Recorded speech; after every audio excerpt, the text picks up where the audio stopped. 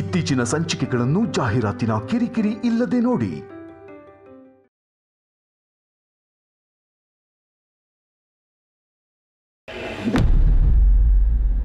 ಕೂತ್ಕೊಮ್ಮ, ಮೆಲ್ಲಿಗೆ. ಅಖಿಲ,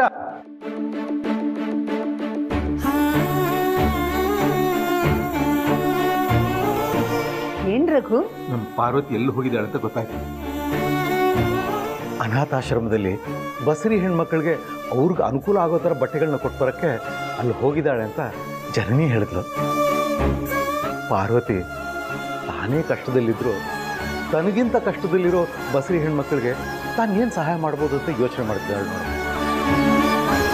ಆ ದೇವರು ನಮಗೆ ಎಷ್ಟೆಲ್ಲ ಅನುಕೂಲ ಕೊಟ್ಟಿದ್ದಾನೆ ಅಖಿಲ. ನಾವು ಯಾಕೆ ಬೇರೆ ಬಸರಿ ಹೆಣ್ಮಕ್ಳಿಗೆ ಏನಾದರೂ ಒಂದು ಸಹಾಯ ಮಾಡಬಾರ್ದು? ರಘು, ಉದ್ದೇಶ ಒಳ್ಳೇದಿದ್ದಾಗ ದೇವರ ಅನುಗ್ರಹ ಇದ್ದೇ ಇರುತ್ತೆ. ಅರ್ಥ ಆಗ್ಲಿಲ್ಲ. ಬನ್ನಿ ಇಲ್ಲಿ ಕೂತ್ಕೊಮ್ಮ, ಪರವಾಗಿಲ್ಲ. ರಘು, ಇವಳು ವಿಜಯಲಕ್ಷ್ಮಿ ಅಂತ ನಮ್ ಜಯನ ಅಕ್ಕ. ಜಯ ಒಬ್ಬಳ ಸಂಪಾದನೆಯಲ್ಲಿ ಮನೇನೂ ನೋಡ್ಕೊಂಡು ಇವಳನ್ನೂ ಸುಧಾರಿಸ್ಕೊಂಡು ಹೋಗೋದು ಕಷ್ಟ ಆಗುತ್ತೆ ಅಂತ ತಾನು ಕೆಲಸ ಮಾಡ್ತೀನಿ ಅಂತ ಹೊರಟಿದ್ಲಂತೆ. ನಮ್ಮನೇಲೂ ಬಸರಿ ಹುಡುಗಿಯರಿದ್ದಾರೆ. ಬಸರಿ ಹೆಣ್ಮಕ್ಳು ಯಾವಾಗಲೂ ಆರಾಮವಾಗಿ ವಿಶ್ರಾಂತಿಯಲ್ಲಿ ಇರಬೇಕು. ಹೀಗಿರುವಾಗ ಜಯ ಈ ವಿಷಯ ಹೇಳಿದಾಗ ನನ್ನಿಂದ ಸುಮ್ಮನೆ ಇರೋಕ್ಕಾಗಲಿಲ್ಲ. ಅದಕ್ಕೆ ಬುದ್ಧಿ ಹೇಳೋಣ ಅಂತ ಕರೆಸ್ಕೊಂಡೆ. ಒಳ್ಳೆ ಕೆಲಸ ಮಾಡಿದೆ ಅಖಿಲ. ನೋಡಮ್ಮ, ದುಡಿಯೋದು ಜೀವನ ಪರ್ಯಂತ ಇದ್ದೇ ಇರುತ್ತೆ. ಆದರೆ ಇಂಥ ಸಮಯದಲ್ಲಿ ವಿಶ್ರಾಂತಿ ತಗೊಳ್ಳೋದು ತುಂಬ ಅಗತ್ಯ. ಹೆರಿಗೆ ಆಗಿ ಮಗು ಒಂದು ಹಂತಕ್ಕೆ ಬೆಳೆಯೋವರೆಗೂ ನೀನು ಕೆಲಸಕ್ಕೆ ಹೋಗೋ ಹಾಗಿಲ್ಲ. ನಿಮ್ಮ ತಂದೆ ತಾಯಿ ಹೇಳಿದ್ದಾರೆ ಅನ್ಕೋ. ಬರೀ ಬಾಯಿ ಮಾತಲ್ಲಿ ಹೇಳ್ತಾ ಇರೋದಲ್ಲಮ್ಮ, ಮನಸ್ಸಿನಿಂದ ಹೃದಯದಿಂದ ಹೇಳ್ತಾ ಇದ್ದೀನಿ. ಈ ತಿಂಗಳಿಂದ ಜಯನಿಗೆ 10,000 ರೂಪಾಯಿ ಸಂಬಳ ಜಾಸ್ತಿ ಮಾಡ್ತಾ ಇದ್ದೀನಿ. ನಿನ್ನ ಬಸರು ಬಾಣಂತನ ಜಯನಿಗೆ ಹೊರೆ ಆಗಬಾರ್ದು ಅನ್ನೋ ಕಾರಣಕ್ಕೆ. ಹಾಗೆ ನಿನ್ನ ಆಸ್ಪತ್ರೆ ಎಲ್ಲ ಖರ್ಚುಗಳನ್ನು ನಾವೇ ನೋಡ್ಕೋತೀವಿ. ನಿಮ್ಮ ಉಪಕಾರನ ಯಾವತ್ತೂ ಮರೆಯಲ್ಲ ಮೇಡಮ್. ಇದು ಉಪಕಾರ ಅಲ್ಲಮ್ಮ, ತಂದೆ ತಾಯಿ ಸ್ಥಾನದಲ್ಲಿ ನಿಂತು ನಮ್ಮ ಕರ್ತವ್ಯ ಮಾಡ್ತಿದ್ದೀವಿ ಅನ್ಕೋ. ಉಪಕಾರನ ನಮ್ಮ ಕರ್ತವ್ಯ ಅಂತ ಹೇಳೋದು ತುಂಬ ಕಮ್ಮಿ ಜನ ma'am. Thank you ma'am, thank you so much.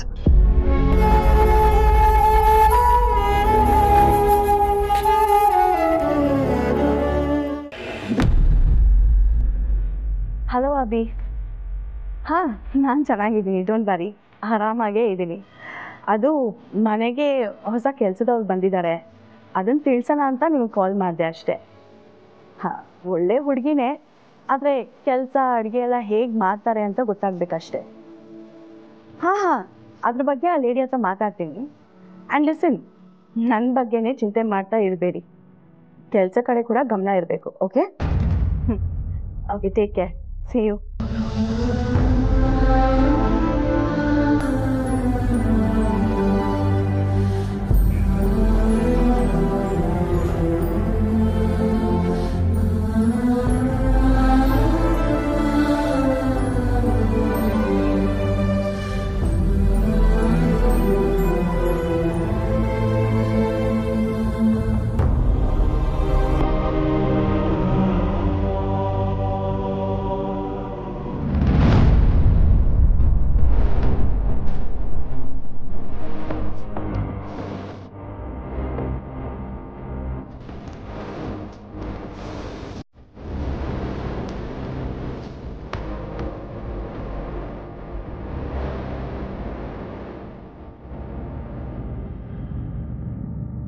ಒಂದು ನಿಮಿಷ ನಿಂತ್ಕೊಳ್ಳಿ,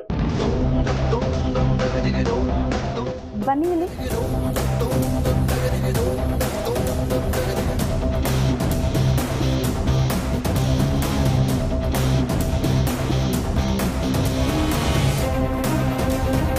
ಹೇಳಿ ಮೇಡಮ್, ನಿಮ್ಗೆ ಏನಕ್ಕೆ ವಾಂತಿ ಆಯಿತು?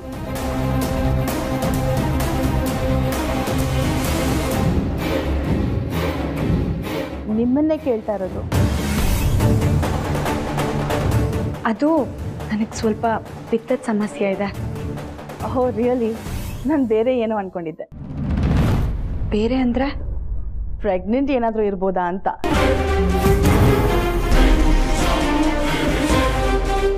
ಯಾಕಂದರೆ ಗಂಡಸರು ವಾಮಿಟ್ ಮಾಡಿಕೊಂಡ್ರೆ ನಾವು ಬೇರೆ ಏನೇನೋ ರೀಸನ್ಸ್ ಹುಡುಕ್ತೀವಿ. ಬಟ್ ನಾವು ವಾಮಿಟ್ ಮಾಡಿದ್ರೆ ಮೊದಲು ಬರೋ ಒಪಿನಿಯನ್ನೇ ಪ್ರೆಗ್ನೆಂಟಾ ಅಂತ. ಅದಕ್ಕೆ ಕೇಳಿದೆ, ತಪ್ಪು ತಿಳ್ಕೊಬೇಡಿ. ಹೌದು, ನೀವು ಮದುವೆ ಆಗಿ ಎಷ್ಟು ವರ್ಷ ಆಯಿತು? 2 ವರ್ಷ ಆಯಿತು. ಓ, ಮಕ್ಕಳು?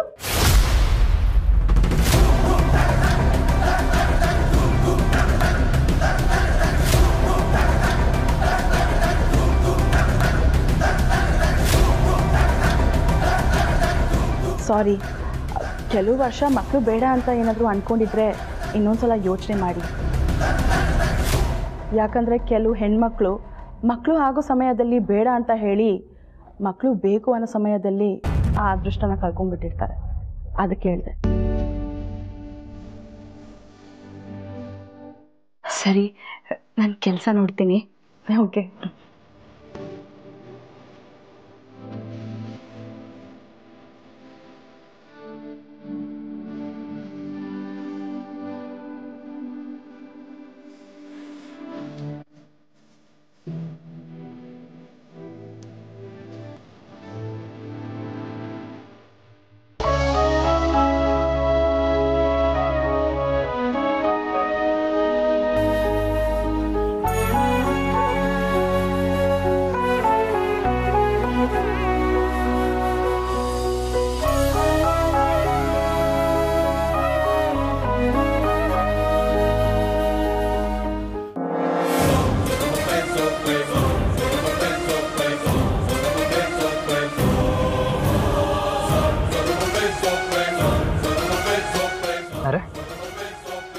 ಪಾರುಗೆ ವಿಡಿಯೋ ಕಾಲಿಂಗ್ ಮಾಡಿ ಇಬ್ಬರು ಒಬ್ರನ್ನೊಬ್ರು ನೋಡ್ತಾ ಮಾತಾಡ್ತಾ ಊಟ ಮಾಡೋಣ ಅಂತ ಕಾಲ್ ಮಾಡಿದ್ರೆ ಕಾಲ್ ಕಟ್ ಮಾಡ್ತಾ ಇದ್ದಾಳಲ್ಲ.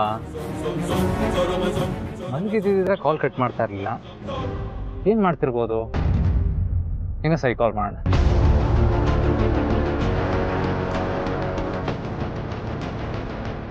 ಬೇಡ, ಯಾಕೆ ಯಾವಾಗಲೂ ನಾನೇ ಫೋನ್ ಮಾಡಬೇಕಾ?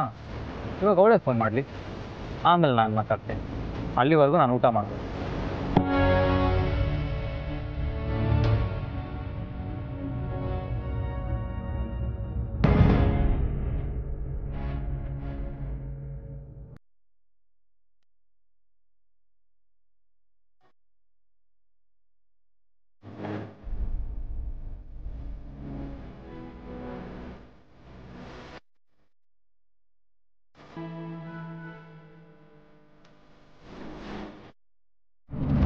ದಾಮಿನಿ, ಅಷ್ಟೊತ್ತಿಂದ ಗಮನಿಸ್ತಾ ಇದ್ದೀನಿ, ರತ್ನವೇಣಿ ಅವ್ರು ಕಾಣ್ತಾ ಇಲ್ಲ. ಅವರು ದೇವಸ್ಥಾನಕ್ಕೆ ಹೋಗಿದ್ದಾರಕ್ಕ. ದೇವಸ್ಥಾನಕ್ಕ ಒಬ್ರೇ ಹೋದ್ರ? ಹ್ಞೂ ಅಕ್ಕ, ಏನೋ ಇಂಪಾರ್ಟೆಂಟ್ ಕೆಲಸ ಇದೆ ಅಂತ ಹೇಳಿ ಹೋದ್ರು. ಹೌದಾ? ಅದ್ಯಾವ ಮುಖ್ಯವಾದ ಕೆಲ್ಸದ ಮೇಲೆ ಹೊರಗೆ ಹೋಗಿದ್ದಾರೆ? ಅಮ್ಮೋರೆ, ಅಡ್ಗೆ ರೆಡಿ ಆಗಿದೆ. ಮೊದಲು ಬಸರಿ ಹೆಣ್ಮಕ್ಳು ಊಟ ಆಗ್ಬಿಡ್ಲಿ, ಆಮೇಲೆ ಉಳಿದವಷ್ಟು. ದಾಮಿನಿ, ನೀನು ಹೋಗಿ ಜನನಿನ್ ಕರ್ಕೊಂಡು ಬಮ್ಮ. ವಿಜಯಲಕ್ಷ್ಮಿಗೂ ಜನನಿಗೂ ನಾನೇ ಊಟ ಬಡಿಸ್ತೀನಿ. ಆಯ್ತಕ್ಕ. ಬಮ್ಮ, ಕರ್ಕೊಂಡು ಬಾ ಜಯ.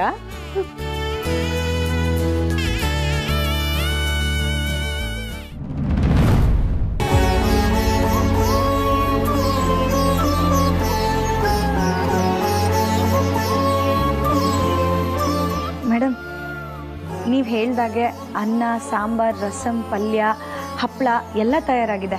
ಹಾಂ, ರಾತ್ರಿಗೆ ಚಪಾತಿ ಮತ್ತು ಬೀಟ್ರೂಟ್ ಪಲ್ಯನ ಡಬ್ಬಿಗೆ ಹಾಕಿಟ್ಟಿದ್ದೀನಿ. ಇಷ್ಟು ಬೇಗ ಇಷ್ಟೊಂದು ವೆರೈಟೀಸ್ ಮಾಡಿಬಿಟ್ರಾ? ವಾ, ಗುಡ್. ಆದರೆ ನಾನು ಊಟ ಮಾಡೋವರೆಗೂ ಇದ್ದು ಆಮೇಲೆ ಹೊರಡಿ. ಯಾಕಂದರೆ ಆಗಲೇ ಕೆಲಸದ ಡೀಟೇಲ್ಸ್ ಬಗ್ಗೆ ಹೇಳಿದ್ದೆ.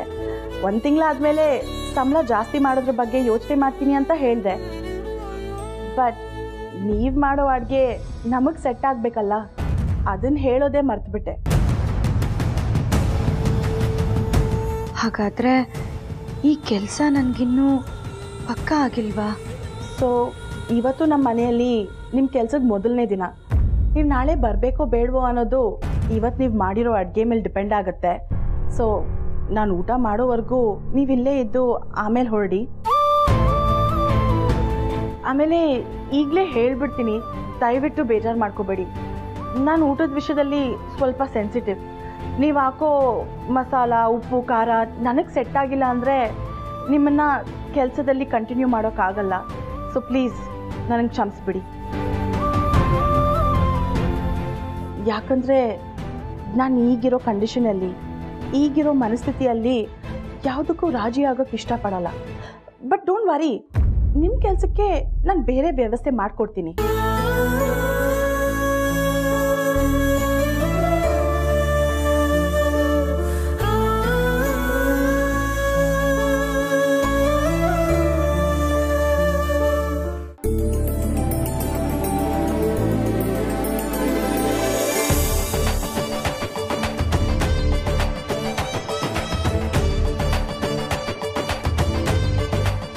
ಕುತ್ಕೊಳ್ಳಿ.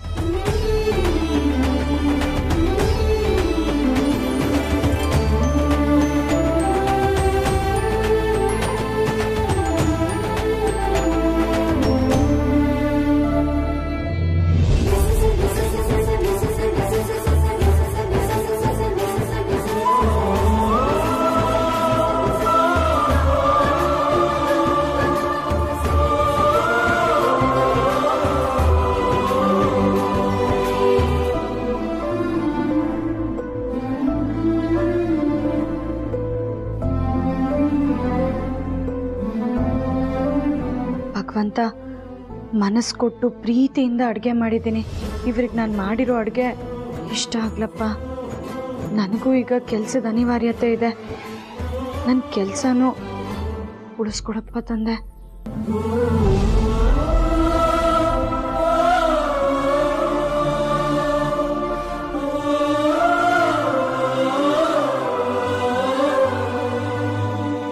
ವಿಜಯಲಕ್ಷ್ಮಿ, ಕೂತ್ಕೊಮ್ಮ. ಸಂಕೋಚ ಮಾಡ್ಕೋಬೇಡ, ಕೂತ್ಕೋ ಬಾ.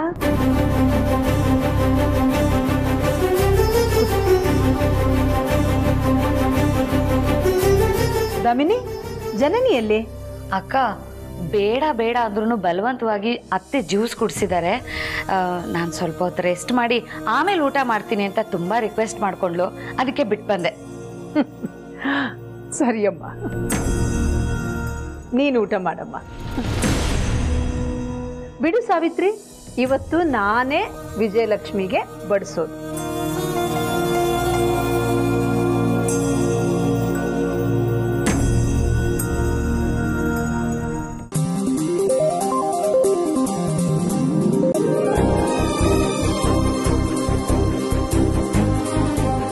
ದಾಮಿನಿ, ತುಪ್ಪ ಕೊಡು.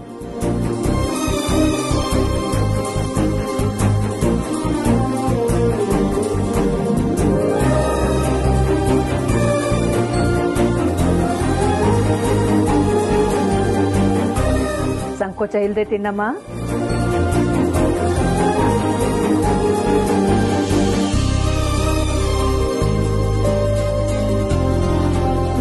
ಚೆನ್ನಾಗಿದ್ಯಾ?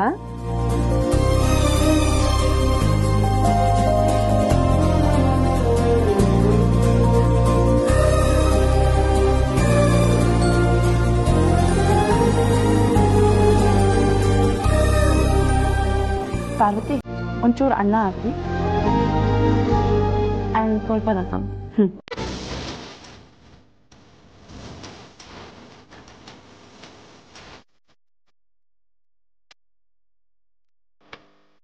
ನಾನೀಗ ಪ್ರೆಗ್ನೆಂಟ್ ಅಲ್ವಾ? ಪ್ರೆಗ್ನೆಂಟ್ ಹೆಣ್ಮಕ್ಳು ಟೈಮ್ಗೆ ಊಟ ಮಾಡಬೇಕು. ಯಾಕಂದರೆ ನಮ್ಮ ಮೂಲಕನೇ ಅಲ್ವಾ ನಮ್ಮ ಹೊಟ್ಟೆಲಿರೋ ಮಗುಗೆ ಊಟ ಹೋಗೋದು. ನಿನಗೂ ಹಸುವಾಗ್ತಿದೆ ಅಂತ ನಂಗೆ ಗೊತ್ತು ಕಂದ. ಆದರೆ ಅಮ್ಮನ ಪರಿಸ್ಥಿತಿ ಗೊತ್ತಲ್ವಾ? ಸ್ವಲ್ಪ ಹೊತ್ತು ತಡ್ಕೊ. ಮನೆಗೆ ಹೋಗ್ತಿದ್ದ ಹಾಗೆ ನಾವು ಊಟ ಮಾಡೋಣ.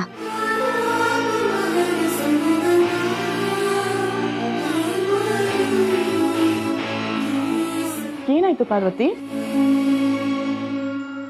ಏನಿಲ್ಲ.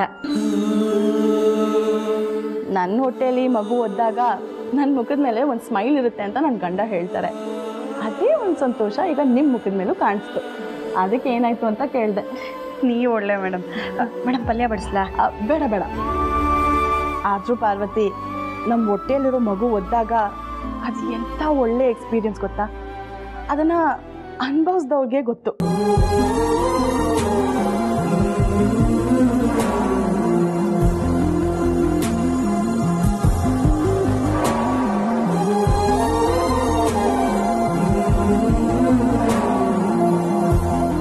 ನಮಗೆ ನಮ್ಮ ಅಮ್ಮಂದಿರ ಬೆಲೆ ನಿಜಕ್ಕೂ ಅರ್ಥ ಮಾಡಿಸೋದೇ ಈ ಟೈಮ್. ನಮ್ಮ ಮಗು ನಮ್ಮ ಅಮ್ಮಂದಿರ ಬೆಲೆನ ಅರ್ಥ ಮಾಡ್ಸುತ್ತೆ. ಒಂಥರ ಮಜಾ ಅಲ್ವಾ? ಮಗು ಒದ್ದಾಗೆಲ್ಲ ನಾನು ಸೇಫ್ ಆಗಿದ್ದೀನಿ ಅಂತ ಫೀಲ್ ಕೊಡುತ್ತೆ, ಧೈರ್ಯ ಕೊಡುತ್ತೆ. ಮಗು ಯಾವಾಗ ಖುಷಿಯಾಗಿರುತ್ತೋ ಆವಾಗ ಒದಿಯುತ್ತೆ ಅಂತ ನನಗನ್ಸುತ್ತೆ. ನಾವು ದೊಡ್ಡವರಾದ್ಮೇಲೆ ಮಕ್ಕಳು ನಮ್ಮ ಮಾತು ಕೇಳಿಲ್ಲ ಅಂದರೆ ನಮಗೆ ಬೇಜಾರಾಗುತ್ತೆ. ಆದರೆ ಮಗು ಹೊಟ್ಟೆಯಲ್ಲಿದ್ದಾಗ ಹೋದ್ರೂ ಅದೊಂದು ದೊಡ್ಡ ಸೆಲೆಬ್ರೇಷನ್ ಅನಿಸುತ್ತೆ. ನಾನಂತೂ ನನ್ನ ಡೆಲಿವರಿ ಯಾವಾಗ ಆಗುತ್ತೆ, ನನ್ನ ಬೇಬಿ ನನ್ನ ಕಂದನ ನನ್ನ ಕೈಗೆ ಯಾವಾಗ ಸೇರುತ್ತೆ ಅಂತ ಕಾಯ್ತಾ ಇದ್ದೀನಿ.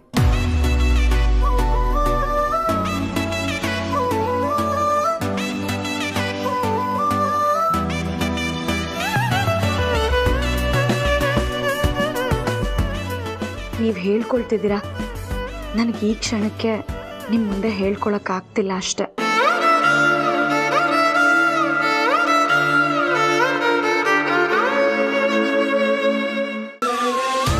ಜನನಿ ನಮ್ಮ ಜೊತೆಗೆ ಇದೇ ಮನೇಲಿ ಇರ್ತಾಳೆ. ಅವಳನ್ನ ಪ್ರತಿ ಕ್ಷಣ ವಿಚಾರಿಸ್ಕೊಳ್ಳೋಕ್ಕೆ ನಾವೆಲ್ಲ ಇದ್ದೀವಿ. ಆದರೆ ನನ್ನ ಪಾರ್ವತಿಗೆ ಹಾಗಲ್ಲ. ಅವಳಿಗೆ ಯಾವ ಕಷ್ಟನೂ ಕೊಡಬೇಡಪ್ಪ ಭಗವಂತ. ಅವಳನ್ನು ಇದೇ ಥರ ಕರೆದು ಕೂರಿಸಿ ಪ್ರೀತಿಯಿಂದ ಊಟ ಬಡಿಸೋ ಜನನೇ ಸಿಗ್ಲಪ್ಪ ಅವಳು ಸುತ್ತಮುತ್ತ. ದೇವ್ರೆ, ಎಲ್ಲ ತರಕಾರಿ ಹಾಕಿ ಮಾಡಿರೋ ಸಾಂಬಾರು.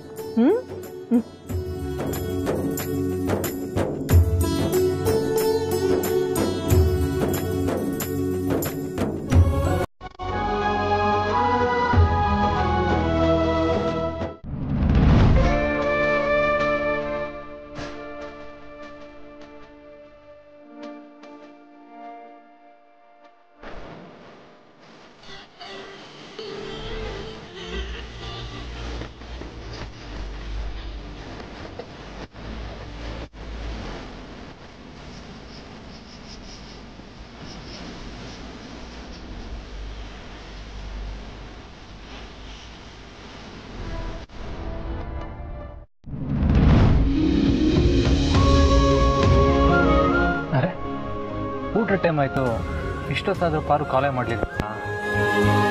ನಾನೇನೊಂದ್ಸತಿ ಕಾಲ್ ಮಾಡಲಾ? ನನ್ನ ಹೆಂಡತಿಗೆ ಕಾಲ್ ಮಾಡೋದಕ್ಕೆ ನಾನು ಯಾಕೆ ಇಷ್ಟು ಯೋಚನೆ ಮಾಡ್ತಾಯಿದ್ದೀನಿ? ಸರ್, ಹೌಸಿಂಗ್ ಬೋರ್ಡ್ ಹತ್ರ ಬರ್ತೀರಾ?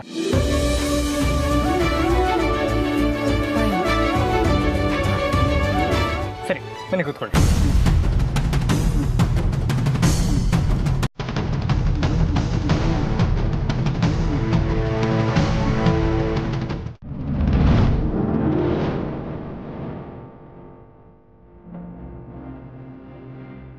ಮೇಡಮ್, ಹಣ್ಣು. ಪಾರ್ವತಿ, ಆ ಡ್ರಾಯರಲ್ಲಿ ಟ್ಯಾಬ್ಲೆಟ್ ಇದೆ, ತಂದು ಕೊಡ್ತೀರಾ ಪ್ಲೀಸ್?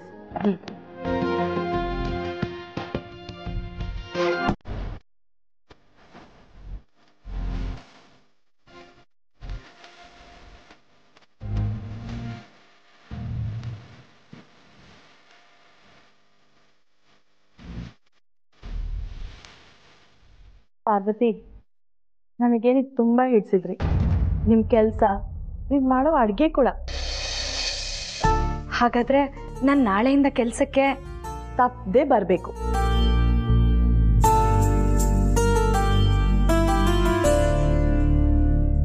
But one condition.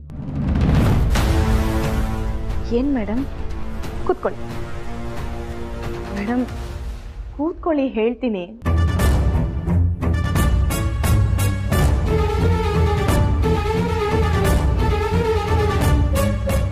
ನೀವು ನನ್ನನ್ನು ಮೇಡಮ್ ಅಂತ ಕರೆಯೋ ಹಾಗಿಲ್ಲ. ಅಕ್ಕ ಅಂತ ಕರಿಬೇಕು. ಅಲ್ಲ, ನಾನು ನಿಮ್ಮನ್ನ ಅಕ್ಕ ಅಂತ ಯಾಕಾಗಲ್ಲ? ಓ, ನಾನು ಮನೆ ಓನರ್, ನೀವು ಕೆಲಸದವ್ರು ಅಂತನಾ? ಓಕೆ, ಈ ರೀತಿ ಥಿಂಕ್ ಮಾಡಿ. ನನಗೆ ನಿಮ್ಮ ಅಗತ್ಯ ಇದೆ, ನಿಮಗೆ ನನ್ನ ಅಗತ್ಯ ಇದೆ.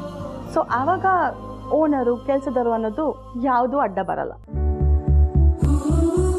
ಈ ಮೇಡಮ್ ಅನ್ನೋದು ತುಂಬ ಒಫಿಷಿಯಲ್ ಆಗೋಗುತ್ತೆ. ಆದರೆ ಈ ಟೈಮಲ್ಲಿ ನನಗೆ ನನ್ನವರು ಅಂತ ಅನ್ನಿಸ್ಬೇಕು ಪಾರ್ವತಿ. ನಿಮ್ಮ ಜೊತೆ ಬೆಳಗ್ಗೆಯಿಂದ ಸ್ವಲ್ಪ ಹೊತ್ತಷ್ಟೇ ಟೈಮ್ ಸ್ಪೆಂಡ್ ಮಾಡಿದೆ.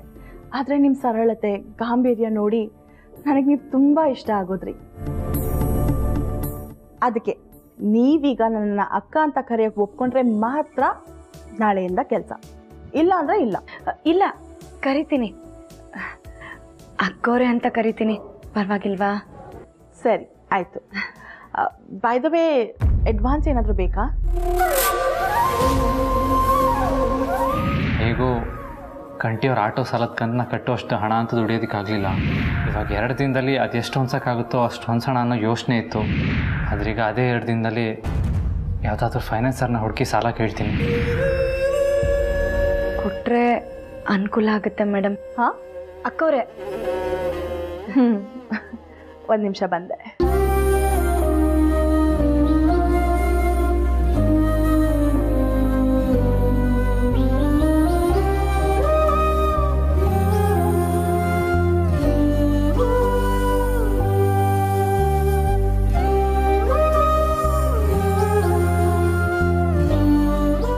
ತಗೊಳ್ಳಿ, ಇದರಲ್ಲಿ 5,000 ಇದೆ. ನೀವು ಯಾವ ತಿಂಗಳು ಹೇಳ್ತೀರೋ ಆ ತಿಂಗಳಿಂದನೇ ಕಟ್ ಮಾಡ್ತೀನಿ.